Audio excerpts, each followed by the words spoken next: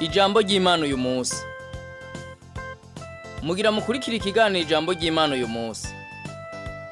Ijambo ry'Imana uyu munsi ni ikiganiro kigufasha kubaho ubuzima buhimbara Imana, ukagitegurirwa n'ishamwe TWR Radio mu Burundi.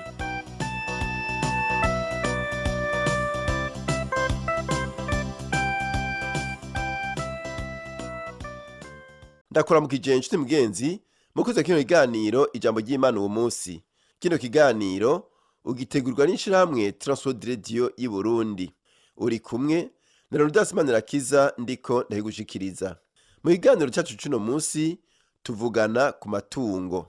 Ubu munsi tugiye kuganira ku mugani umwe mu migani Yesu Kristo yaciye. Kumbure n'umugani ugoye cyane mu migani yose. Ngiye gutera imbere mvuge nti n'umugani ugoye cyane kuko uragoye gutahura cyane. Tugiye kwiga ku kigabane cyo mu butumwa bwiza uko bwanditswe na Luka igice cya 16. Ufise akanya soma uwo mugani. Tuwita umugani w'umuzezwa bintu mubi.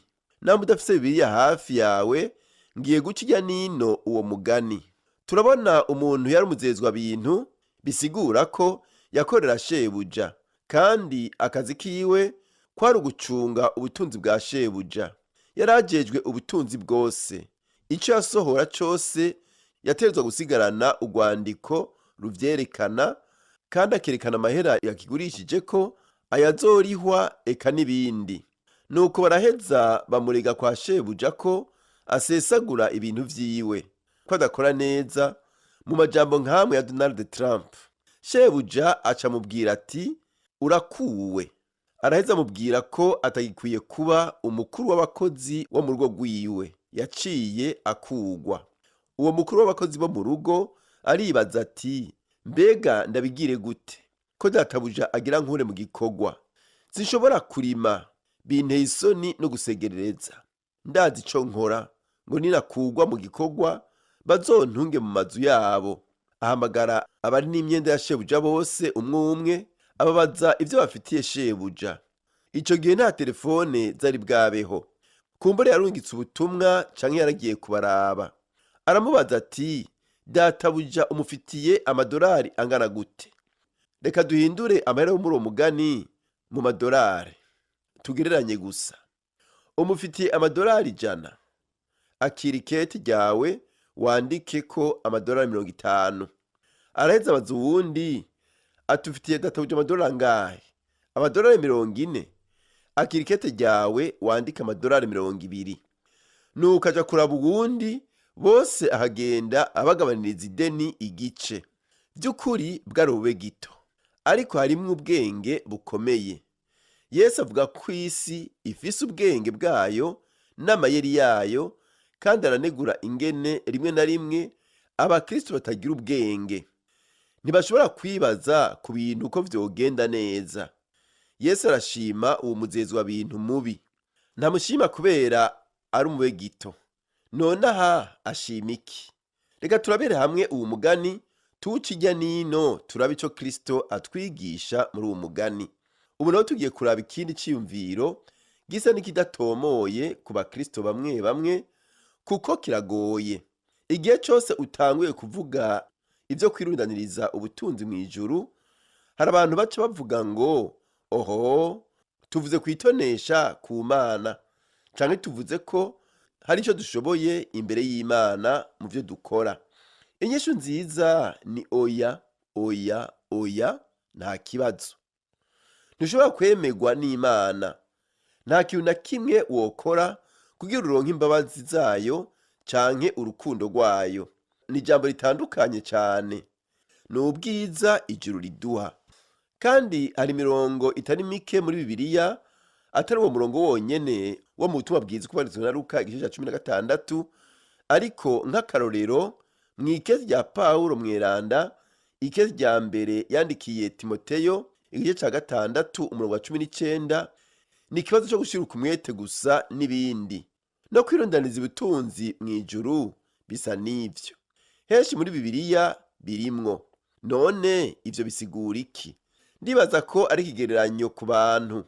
Abantu bazoba mu ijuru kubera twababwiye ubutumwa bwiza bwa Yesu Kristo, maze tukabereka umucunguzi wabo. N'ivyo vyose umuntu akora mu kuvuga ubutumwa, kurungika abavugabutumwa hanze canke mu nzira iyi canke iriya, mu kuzana ubutumwa bwiza bw'agakiza ku bantu batari bwigere babwumva.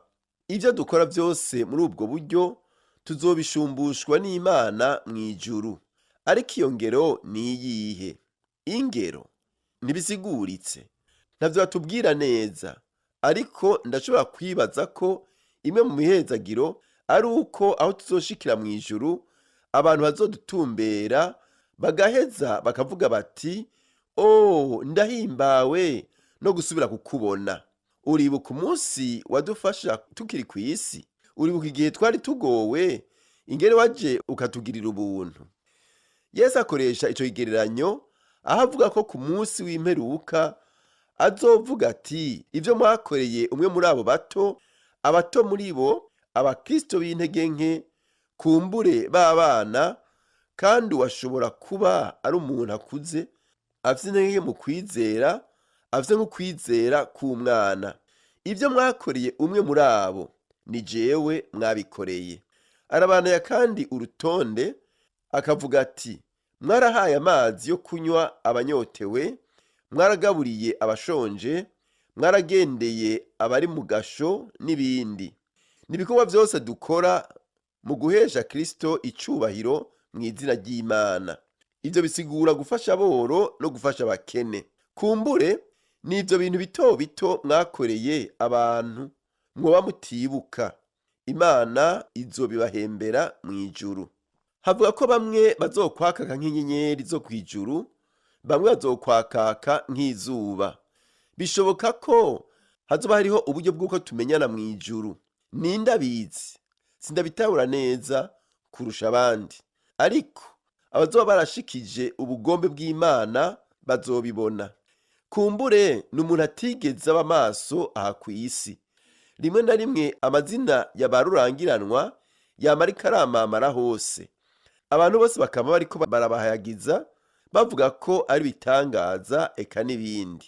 Kumbure ko abo Kristo azomenya mw'ijuru nka nyokuru wa Matiyasi, nkoresheje iryo zina n'ahatari ryo, yita ku rutare kubera kumbure abuzukuru biwe batazi Yesu, kandi kumbure ko umuhungu wiwe canke umukobwa wiwe yagiye kure y'umwami, kandi igihe cose uwo munyokuru yakira abuzukuru biwe yabakira ababwira inkuru za Bibiliya, agaheza akababwira ati, Yesu aragukunda, reka nkwigishe gusenga n'ibindi. Ndibaza ko ubwo bukerebutsi bw'uwo munyokuru bwagerageje kuzana abuzukuru biwe kuri Yesu no kubasengera, kandi abo buzukuru biwe baragize inkomezi mu gufasha aboro, gusuhuza abagwaye n'ibindi. Ndibaza ko bizoba biryoshe cane kubona impera zabo mw'ijuru, kandi ndizera n'umutima wanje wose ko ivyo dukora aha kugira ngo turangure ishaka ry'Imana ari urugendo aho twirundaniriza ubutunzi mw'ijuru. Ivyo bisaba kuguma mu masengesho. Ndakunda kugendera abantu bapfunzwe bavuga bati, Pasitori, ntituzi igituma turi ngaha, kubera ko Imana ikituretse ngo tubeho. Bafise imyaka irenga 80, abandi 90, kandi bose bariteguye kuja mw'ijuru ku Mana. Babandanya kubaho ukwezi ku kwezi, kandi bari bazi igituma bakiri ngaho. Mwe muriko muratwumviriza, nama ndabibutsa ko Imana ishaka ko muba abanywanyi mu masengesho. Musengere igikorwa cacu, musengere abandi bantu bagwaye, musengere abatizera bari mw'isi kugira bashobore guhura na Kristo.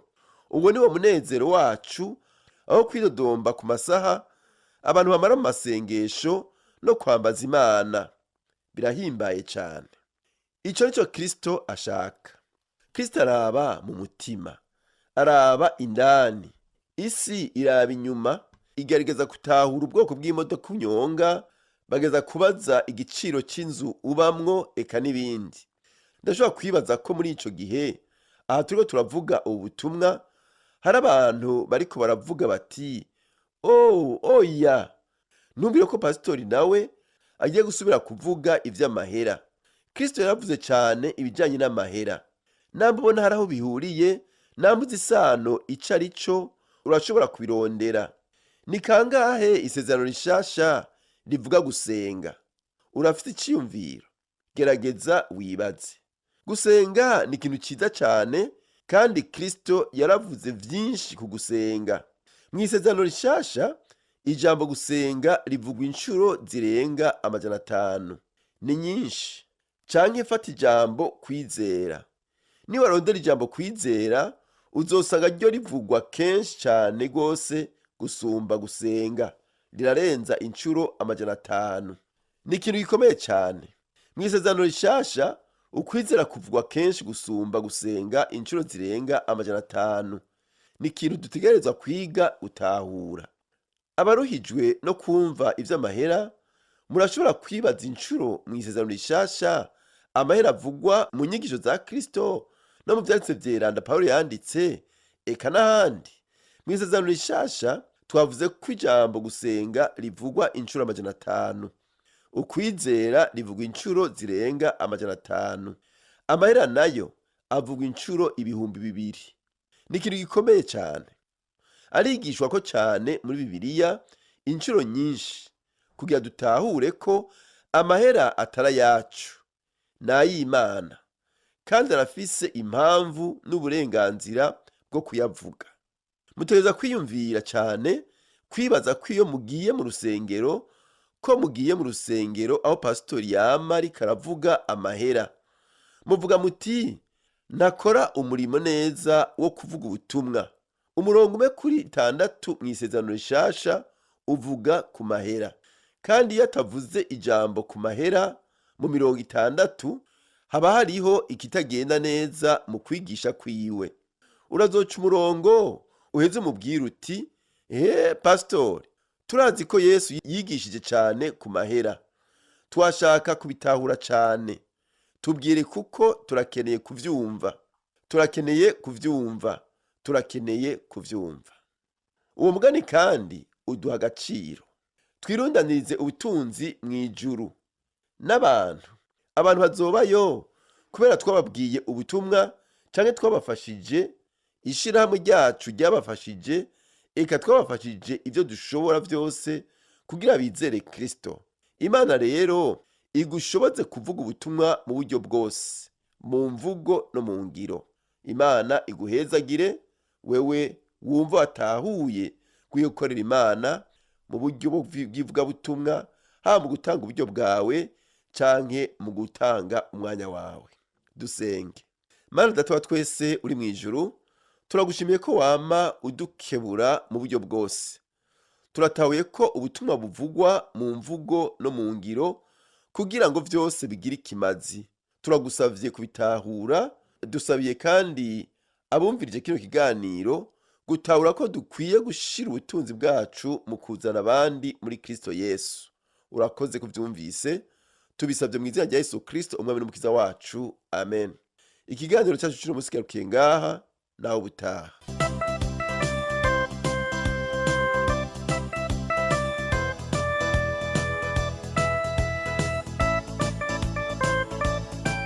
Uhejeje gukurikira ikiganiro ijambo ry'Imana uyu munsi. Ufise ico ubaza canke ico wunganira, twandikire kuri email twr-burundi@gmail.com. Urashobora kandi kutwandikira kuri Facebook TWR Burundi. Nimero ya Whatsapp na 257 69 499 619. Urashobora kutwandikira ikete ugasanduku k'amakete 1140 i Bujumbura.